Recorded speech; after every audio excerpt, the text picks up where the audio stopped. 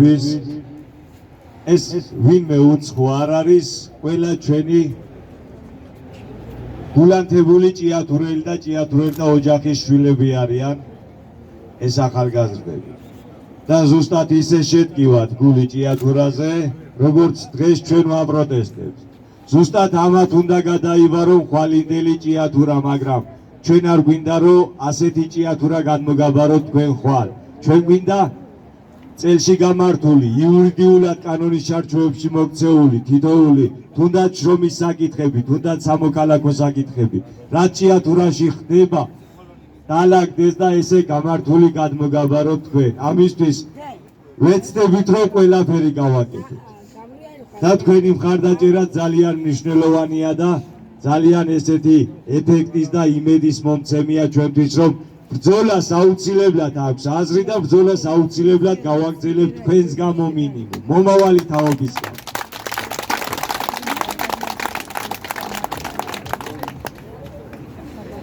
დიახ, უფროსმა მეგობარმა სწორად აღნიშნა, ეგ არის მსოფლიოს პირველი ამოცანა, ტექნიკა შეიარაღება, რაც განადგურდა უკრაინის ომში, სირიის ომში და ასე შემდეგ ამ ბოლო წლებში.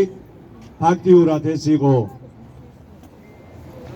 ვეღარ პასუხობდა თანამედროვე ცხოვრებას, თანამედროვე საბრძოლო მოთხოვნებს და დამტკიცებულია 800 მილიარდი და ეს არის მარტო ევროკავშირის ფონდი, ამერიკას თავისი ინტერესები აქვს და გაცილებით დიდი ინტერესები აქვს და ნამდვილად ჩვენი იურიდიულად დაკონკრეტება რატომ არის ჩვენი მანგანუმი მოთხოვნადი, რატომ არის ფასების ზრდადი, ჩვენ მაღაროელის გვერდზე გვაქვს ჩაშლილი ეს და იურისტებთან ერთად გავლილი და დაკონკრეტებული, გამართული.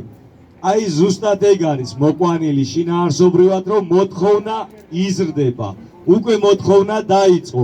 ჩვენ ყველა ვიცით ტრამპმა როგორ მოთხოვა ამერიკის პრეზიდენტმა რა ულტიმატუმი წაუყენა უკრაინის პრეზიდენტს. ზუსტად ამაზეა საუბარი, იმ მინერალებზეა, რაც ძვირფასია, რაც ასე ჭირდება, არა მარტო ამერიკას, ზოგადად დიდ ქვეყნებს. მინდა ცოტა გადაუხვიოთ და საფრანგეთს პირდაპირ ყავს დაპყრობილი აფრიკა. ესე რომ იმიტომ რომ იქ არის უდიდესი წიაღისეული. როდესაც ვიყავი მსოფლიო მეშახტეთა კონფერენციაზე და აფრიკის წარმომადგენელი ვინც იყო რო ჩამოთვალა, ფურცელზე მაქვს ჩამოწერილი, რა მოიპოვებოდა აფრიკის რესპუბლიკაში, აი გაოცებული დავრჩი. როგორ შეიძლება ამდენი ბუნებრივი რესურსი და სიმდიდრე არსებობდეს ქვეყანაში და იყოს ასეთი უღატაკესი ქვეყანა. მაგრამ ეს სიმდიდრეები მიაქვს ფრანგებს, მიაქვს სხვადასხვა დიდ ბრიტანელებს, ამერიკელებს და ამას ქვია თანამედროვე კაპიტალიზმის ეპოქაში ინვესტიცია.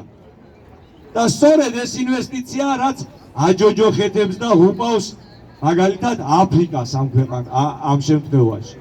ეს გვიქმნის პრობლემას ჩვენს ჭიათურაში. სიმდიდრე უნდა იყოს ქვეყნის, სიმდიდრე უნდა იყოს ხალხის.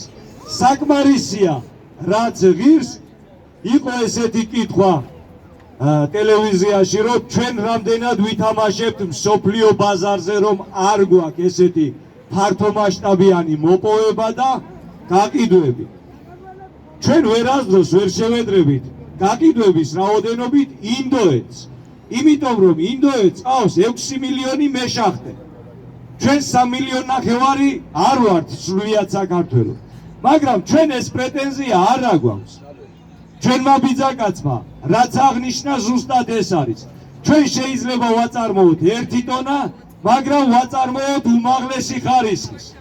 და ჯობდეს იმათგან წარმოებულს 100 ტონას, 1000 ტონას, თავისი ფასეულობით, თავისი შემცველობით. ამიტომ ჩვენ გვაქვს ხარისხზე პრეტენზია. და ეს ხარისხი ჭირდება მსოფლიოს დღეს, უკლებლივ ყველა წამყვან მსოფლიოს ქვეყნებს. მაგრამ ასეთი ხარისხიანი მარგანეცი თუ ბუნებრივი რესურსი, მაგალითად კაზრეთის ოქრო, ხშირად ვამბობდა კიდევ ვიტყვი 45 ტონა რო გადის წელიწადში საქართველოდან და რის სანაცვლოდ გადის, მხოლოდ ხელფასების სანაცვლოდ, ელემენტარული შემოსავლების დღგ-ის სანაცვლოდ და ასე შემდეგ. ეს არის წარმოუდგენელი, კატასტროფულად ზარალიანი, წამგებიანი ჩვენი ქვეყნისთვის. სიმდიდრო, რომელიც უფალმა ჩვენ დაგვაბერყა, გვართმევს ინვესტორის ხელით შემოსული მონათმფლობელი. და ეს არ უნდა დაუთმოთ. ძალიან სწრაფად შეიძლება ჩვენი ქვეყნის აღმშენებლობა. ძალიან სწრაფად შეიძლება რომ გავძლიერდეთ. ერთ-ერთი წამყვანი ვიყოთ ეკონომიკურად, განვითარების მხრივ. რატო გარბის ესეთი თაობები სასწავლებლად, სამუშაოდ სხვადასხვა ქვეყნებში, მათ შეუქმნესი შესაბამისი რესურსი. და ის, რომელმაც დოვლათი უნდა შექმნას საქართველოში, დოვლათს ქმნის ამერიკაში, ევროპაში და ასე შემდეგ. მაგრამ ამით საქართველოს რა? საქართველომ გაზარდა შვილი, მაგრამ გამოიყენა სხვა ქვეყნები. შეუქმნა კომფორტული გარემო, მაგრამ იქ არსებული პროდუქცია, რაც მან აწარმოა გონებრივი თუ ფიზიკური, დარჩა იმ ქვეყანაში. აქ არაფერი არ ჩამოვიდა. საქართველომ ამით ვერ იხეირა. ამიტომ უნდა შევქმნათ ასეთი ობიექტები.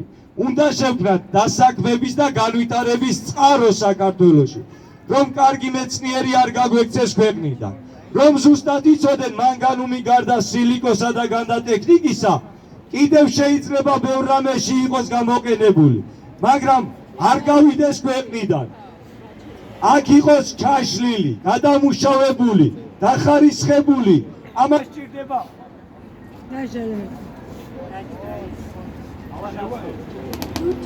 რატომ